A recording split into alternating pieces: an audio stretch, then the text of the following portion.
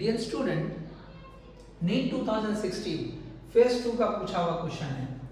If an electron in a hydrogen atom jumps from third orbit to second orbit, okay, third orbit to second orbit, it emits a photon of wavelength lambda.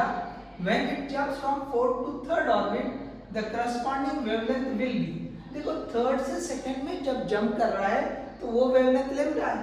और अब पूछ रहा है कि भाई ये जब फोर्थ से, ओके, फोर्थ से थर्ड पे जंप करेगा, ओके, फोर्थ टू थर्ड पे जंप करेगा, ये वेवलेंथ कितनी होगी? तो चलो इसको आप नाम दे दे lambda dash, okay, lambda dash नाम दे दे। अब देखिए हमने जो है रिडबर्ग्स फार्मूला पढ़ा हुआ है, तो क्या है वो 1 by lambda is equal to R into Z square 1 by n, ये जो है आपको फाइनल, ओके, या सॉरी जो इनिशियल पोजीशन रहेगी एन फाइनल का square minus 1 by n initial का स्क्वायर, जेड स्क्वायर यहाँ भी लिख सकते हैं आप। अब ये वर्कआउट करेंगे तो ये 1 बाई लैम्डा क्या हो रही है देख लीजिए। पहला ट्रांजिशन क्या हो रहा है 3 to 2, मतलब इनिशियल वाला क्या है 3 है, इसमें इनिशियल क्या है 3 है और फाइनल क्या है 2 है। अब यहाँ पे रख दीजिए 1 by lambda is equal to R Z square 1 by final क्या था 2, तो 2 का स्क्वायर माइनस 1 बाई ये 3 का स्क्वायर। थोड़ा सा इसको वर्कआउट कर लो तो ये आर जेड स्क्वायर इंटू ये 1/4 माइनस 1/9 हो जाएगा, ओके।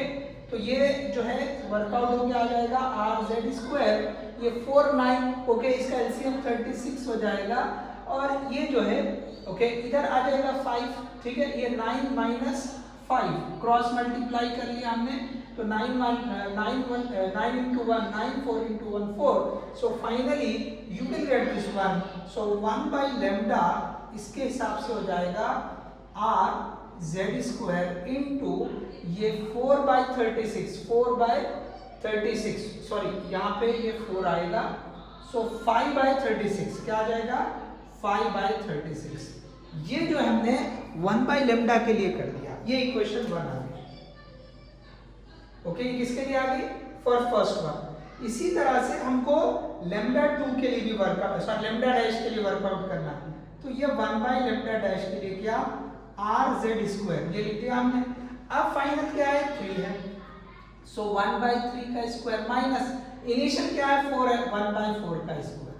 थोड़ा इसको वर्कआउट कर लो तो R Z square is equal to ये हो जाएगा, sorry R Z square into ये क्या हो जाएगा 1 बाई 9 माइनस 1 बाई 16, 1 बाई 16, ये कितना हो जाएगा ये 1 बाई 16। तो वर्कआउट करो इसको, so that will be equal to r z square into ये 16 into 9 आप डायरेक्टली ले लें, ओके, 16 into 9 रख ले, चलो 144 हो जाएगा, ठीक है। अब ऊपर क्या आ जाएगा 16, ओके, 16 1 16, 9 1 9, हमने क्रॉस मल्टीप्लाई ले लिया। तो यहाँ पे 1 बाई लेम्डा डैश कितना हो जा रहा है 1 by lambda dash is equal to ये R Z square into 16 minus 9 7 divide by 144। तो ये आपके पास दूसरी इक्वेशन आ गई, ये आपके पास दूसरी इक्वेशन आ गई, ठीक है, ये सेकेंड इक्वेशन है। तो अब देखिए हम यहाँ पे वर्कआउट कर लेते हैं, फिर ये वाले क्वेश्चन को अलग से कर लेंगे, ठीक है। हम यहाँ पे वर्कआउट कर रहे हैं इसका, चलिए देख लीजिए आप।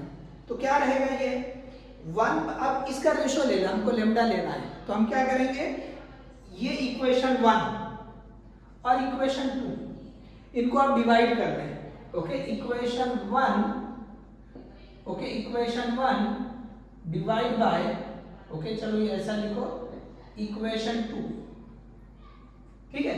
तो 1 by lambda whole divide by 1 by lambda dash that is equal to, अब इसको वर्कआउट करो, क्या दिया हुआ है this will be, okay, R Z square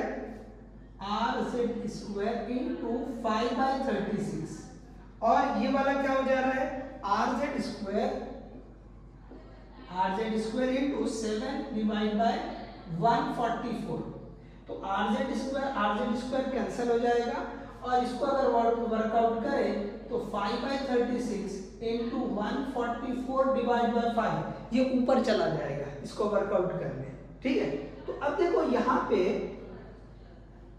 ये 144/7, ओके, 7 रहेगा, ठीक है। अब इसको थोड़ा सा वर्कआउट कर ले, ये 36 1 जा 36, ओके, 36 4 जा होता है ये 144, आप चेक कर ले। तो 5 × 4 20, ये भी ऊपर जाएगा, ये ऊपर लेम्डा डैश और नीचे लेम्डा हो जाएगा, so that will be equal to ये 20/7 आ गया। कितना आ गया ये 20/7। तो आप इससे लिख सकते हो, हमको चाहिए लेम्डा डैश, तो that is equal to 20/7 into lambda, तो ये आ जाएगा। चलिए मैं चेक करता हूँ कि ये पूरा कवर हो रहा है या नहीं हो रहा है। Okay, just a second. Okay, no issue, पूरा कवर हो रहा है। ओके, सो थोड़ा सा आप देख ले, हमने यहाँ से ऐसे वर्कआउट करते हुए चला गया। सिंपल है, आपको रिडबर्ग्स फार्मूला लिखना है। देख लीजिए यहाँ पे रिडबर्ग्स फार्मूला लिखना है। ये दोनों सिचुएशन के हिसाब से वैल्यू पुट कर दो, इनिशियल और फाइनल वैल्यू ऑफ n, उसको वर्कआउट कर लो। पहले वाले केस के हिसाब से इक्वेशन 2, सेकेंड वाले केस में क्या बोला है, 4th to 3rd ऑर्बिट, तो हमने 4th और 3rd ये ऐसे सब्स्टिट्यूट कर दिया, फिर से इसी फॉर्मूले में इसको वर्कआउट किया, ये इक्वेशन आ गई। अब इन दोनों का रेशो ले लिया, हमको चाहिए थे लेम्डा डैश, हमको क्या चाहिए, ये लेम्डा डैश चाहिए। तो इधर वर्कआउट किया हमने रेशो लेके, तो लेम्डा डैश बाय लेम्डा आ गया 20/7, हमें लेम्डा डैश चाहिए था, सो 20/7 इनटू लेम्डा। सो कौन सा ऑप्शन करेक्ट आ रहा है इसमें, so this C option, okay, this one is the correct option. Okay, चलिए आप कॉपी कर ले, चलिए पॉज करके कॉपी कर ले, हम दूसरे वाला क्वेश्चन देखते हैं। चलिए कॉपी कर लिया। ओके, अब देखिए ये वाला क्वेश्चन देखिए आप, ठीक है, ये वाला देख ले। अब ये जो क्वेश्चन पूछा हुआ है ये जेई का क्वेश्चन है। देखिए ये जो है जेई का क्वेश्चन है, मैं आपको ईयर बताता हूं अभी। Okay, this is from April 2023। सो ये क्वेश्चन जो पूछा हुआ है, ओके, JEE अप्रैल 2023 का क्वेश्चन है। अब देखिए सिमिलर क्वेश्चन है, अगर इसको देखो, ये नीट में पूछा, ये जेई में पूछा, वैसा ही क्वेश्चन है। फर्क क्या है खाली, यहाँ λ1/λ2, ये रेशो पूछ लिया उसने बस। यहाँ पे रेशो के बजाय हमको लेम्डा डैश की वैल्यू पूछा था इन दोनों में। अब देखो पढ़ के बताता हूँ मैं क्या बोला है यहाँ पे, as per the given figure ABC are the first, second and third excited state. First excited state मतलब ये n की वैल्यू 2 हो गई, n की वैल्यू 3 हो गई, n की वैल्यू 4 हो गई, इस तरह से बता दिया, ठीक है, इस तरह से बता दिया। अब आगे क्या बोला है, if the ratio of two wavelength λ1/λ2 is 7/4n। अब इसको λ1 बोला, इसको λ2 बोला, इनका रेशो पता करना है। यहाँ पे उल्टा था, हमने λ2/λ1 कर लिया सपोज, ठीक है ना। तो जो उसने बोला है वैसे हम रेशो ले लें, तो λ1/λ2 का रेशो चाहिए हमको, ओके, λ1/λ2। तो सेम वैसा ही क्वेश्चन है, देखिए जैसा यहाँ पे 15 वैसा वहाँ पे 15 है, लेकिन यहाँ पे उसने जो है थोड़ा डिफरेंट वे में कि भाई 7/4n ये आंसर आएगा तो n की वैल्यू क्या होगी, पूछने का तरीका थोड़ा सा बदल गया। जेई का क्वेश्चन है, थोड़ा सा डिफरेंट वे में पूछा। क्वेश्चन सेम है, क्वेश्चन सेम है, ये वाला और ये वाले क्वेश्चन में कोई फर्क नहीं, बोथ आर सेम क्वेश्चंस, ठीक है। चलो अब इसको हम सॉल्व करते हैं। अब देखिए मैं ये अब नीचे का रब कर दूं, ये सारा आपने कॉपी कर लिया, ठीक है। चलो मैं ये रब कर देता हूं, ओके, चलो। अब देखिए जैसे हमने इसको सॉल्व किया है, बस उसी तरीके से हम इसको सॉल्व करेंगे। फिर से क्या लिखेंगे, रिडबर्ग का फॉर्मूला लिखेंगे, ओके, रिडबर्ग का फॉर्मूला लिखेंगे और उसी से पहले वाले केस के लिए, पहले वाले case, okay, using Rydberg's formula 1/λ is equal to, we know that rz square into 1/n final square minus 1/n initial square। तो पहले वाला केस 3 to 2 के लिए उसको हमने बोला λ1, तो 1/λ1 is equal to rz square into 1/ final क्या है ये 2 square minus 1/ ये कितना हो जाएगा 3 square। तो सेम कैलकुलेशन है, देख लीजिए सेम वैसी कैलकुलेशन, इसको आप वर्कआउट करेंगे, मैं डायरेक्टली लिख देता हूँ, देख लीजिए सेम उसी तरह का है। ये 1/2 स्क्वायर माइनस 1/3 स्क्वायर, तो ये 1/4 माइनस 1/9 हो जाएगा। So this will B 9 - 4, so 5/36। So I can write this directly rz square into, okay, this will become 5 divided by 36. देखो यहाँ वर्कआउट किया हुआ है, आप यहाँ से देख लें, सेम है उसी तरह का। अब हम दूसरा केस ले रहे हैं, ये जो है ये केस 1 के लिए लिया, ये केस 2 के लिए लेंगे हम 1 by lambda 2 is equal to rz square into 1 by, अब देखिए फाइनल स्टेट 3 है, इनिशियल 4 है, तो पहले यहाँ पे आ जाएगा 3 का स्क्वायर माइनस 1 by 4 का स्क्वायर, फिर से उसी तरह की calculation 1 by 3 square minus 1 by 4 square, तो ये rz square 1 by 9 minus 1 by 16 is equal to rz square 16 minus 9 divided by 16 by 9, so this will become 7 by 44, rz square into 7 by 144, इस तरह से आ जाएगा, ठीक है, इस तरह से आ जाएगा, ठीक है। अब देखिए इसके बाद मैं यही पे करूंगा, तो आई होप ये जो स्टेप समझ में है, ये दोनों सेम टू सेम है, दोनों सेम टू सेम है। तो यहाँ पे मैं थोड़ा सा जो है इसको रफ कर देता हूँ, ये वाले हिस्से को, ओके। चलिए क्वेश्चन को रफ करता हूँ, क्वेश्चन को रफ कर देंगे, क्वेश्चन को रफ कर देंगे, चलो पूरा रफ कर देता हूँ।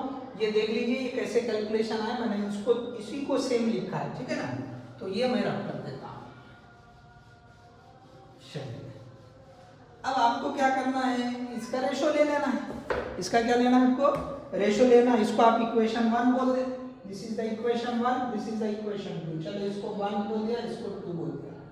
अब हमको क्या करना है, lambda 1 by lambda 2 चाहिए, तो 2 by 1 कर दें, समझे ना, 2 by 1 कर दें, so equation 2 divide by equation 1, तो क्या हो जाएगा, ये आएगा 1 by lambda 2 whole divide by 1 by lambda 1, so that is equal to, ये पहले आ जाएगा rz square into 7 divide by 144, और नीचे आएगा rz square into 5 by 36, 5 by 36, ये दोनों कैंसिल हो जाएंगे, ओके। आपको यहाँ पे आएगा इसके आगे, ओके, ये होएगा 7 by 144, और ये उल्टा हो जाएगा 36 by 5, 36 by 5।